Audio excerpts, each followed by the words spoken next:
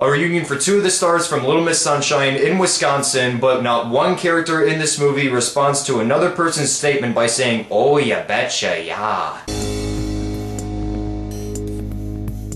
Thin Ice stars Kinnear as a shady insurance salesman who's heavy in debt because he lost a lot of money from his divorce from his wife, in addition to the fact that he's maxed out all his credit cards, so he's trying to find a way to get out of his debt until he meets a senior client of his, played by Arkin, who's in possession of a prized violin. He soon finds out that the worth of the violin is $25,000 and it will definitely bring him out of his debt. However, his elaborate plan to do the heist is thwarted by a crazy and unstable locksmith played by Crudup, and what ensues is a very madcap adventure filled with many twists and turns galore. This is a very interesting movie to review here, and it's not just because this is the first independent movie that I've gotten to review this year, but I'm going to share a little backstory with you guys on the history of Thin Ice though. Originally, this movie premiered at the 2011 Sundance International Film Festival, and at the time it was under the title The Convincer, and it opened to decent reviews, but then two studios picked it up for distribution. They retitled it Thin Ice, but they heavily re-edited a lot of the scenes and without the director's consent, and supposedly the director, she can't even speak out on the incident because of legal things, of course.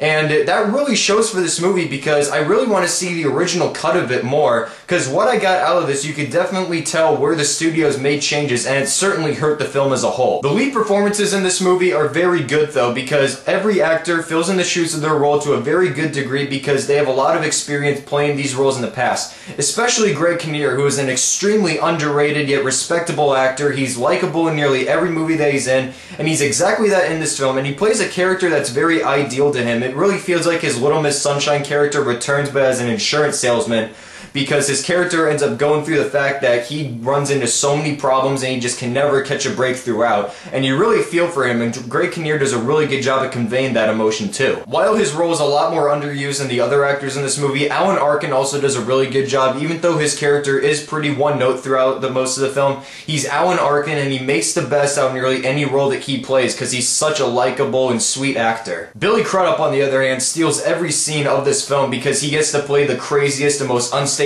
character out of anyone else there is. He perfectly embodies those aspects of the character because a lot of the comedy comes from when his character is so paranoid of everything that surrounds him and he just simply does not know what to do, so he goes to such far and extreme lengths throughout the movie that I was laughing hysterically at times from the predicaments that he starts. The plot for this movie moves along at a very good pace, but there's certain problems in the editing where scenes just cut off in the middle of a conversation and it just transitions to the next scene, leaving things like left to be determined and everything, and that's something that I really don't like in certain movies, in which it just cuts off at a scene where you're starting to get interested in what's going on and the conversation that's taking place. And that happens a lot in this recut version because a lot of the times when I was watching it, I was going, okay, I'm getting interested, and let's go. Wait, what? You just changed it like that? Like, what? The biggest issue with the studio interfering with this movie and releasing this recut version without the director's consent is how weirdly put together the final 20 minutes are, because it has the nerve to put in this twist ending at the end of the film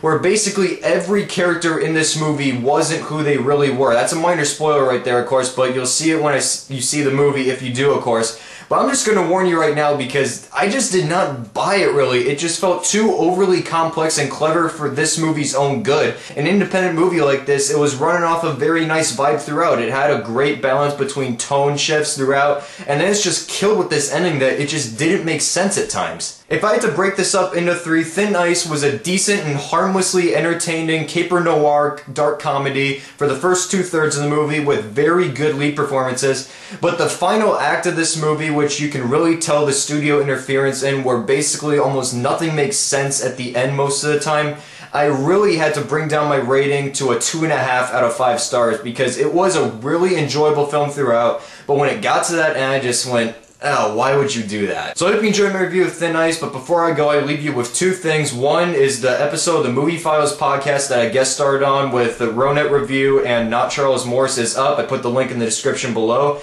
And also, the frickin' Film Critic is back with another channel, and I suggest you go subscribe to him because, well, he's frickin' awesome. His annotation is right here to subscribe to his channel and check out his stuff because goddamn, he's one of the most entertaining and funny reviewers on the web. So in the meantime, I'm Noir from CaliCritic Reviews, and I'll see you guys later.